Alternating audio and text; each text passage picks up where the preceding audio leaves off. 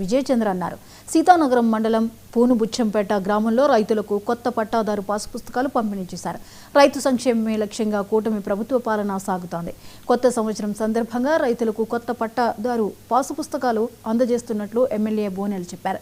గత ప్రభుత్వ హయాంలో మాదిరిగా పాసు పుస్తకాలపై ఫోటోలు లేకుండా తయారు చేయించినట్లు విజయచంద్ర చెప్పారు. గత ప్రభుత్వ దుర్భర పాలన నుంచి బయటపడినందుకు ప్రజలంతా సంతోషంగా ఉన్నారని బోనెలు చెప్పారు.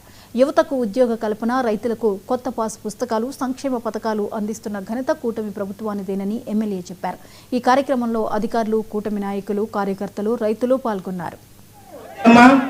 ఇది ప్రభుత్వం ఇచ్చిన పాత పుస్తకం, ఇది నీదే. ఇందులో ఇంకెవరి ఫోటో లేదు, నీ ఫోటో తప్ప.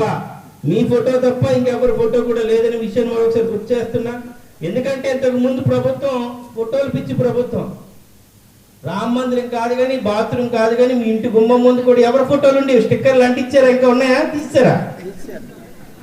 బాత్రూమ్ గోడలకు కూడా వేసేవాడు. నాకు తెలిసి అంగన్వాడీ టీచర్లు ఎవరైనా ఉన్నారమ్మ ఇక్కడ? ఆ కోడిగుడ్డు మీద ఏం పేరు ఉండేది? జగన్ గుడ్డు అంట. నాకు తెలిసి మన ఊర్లో గుడ్లు ఏ పెడతాయమ్మా? కానీ జగన్ ఎప్పుడు పెట్టాడమ్మా గుడ్డు? జగన్ గుడ్డు పెట్టాడంట. మనకు తెలిసి పాలు ఎవరు ఇస్తాయి ఇక్కడ? బర్రెలు లేకపోతే ఆవులు. అంగన్వాడికి ఇచ్చే పాలు ప్యాకెట్ మీద ఎవరి పేరు ఉంటే జగన్ పాలు. జగన్ ఎన్ని లీటర్లు అయితే నాకు తెలియదు.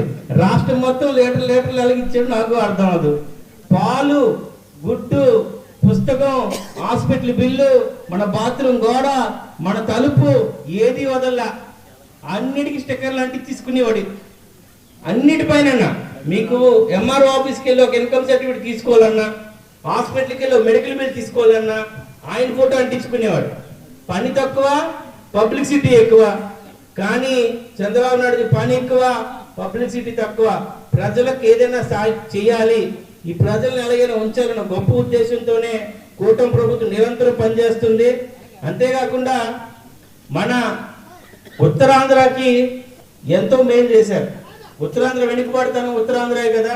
అలాంటిది రైల్వే జోన్ తీసుకురావడం జరిగింది. మన పిల్లలు ఎవరైనా రైల్వే ఉద్యోగాలు పెడితే భువనేశ్వర్కి వెళ్ళే పని లేదు, హైదరాబాద్కి వెళ్ళే పని లేదు, చెన్నైకి వెళ్ళే పని లేదు. మన వైజాగ్లోనే బోర్డు వచ్చింది. రైల్వే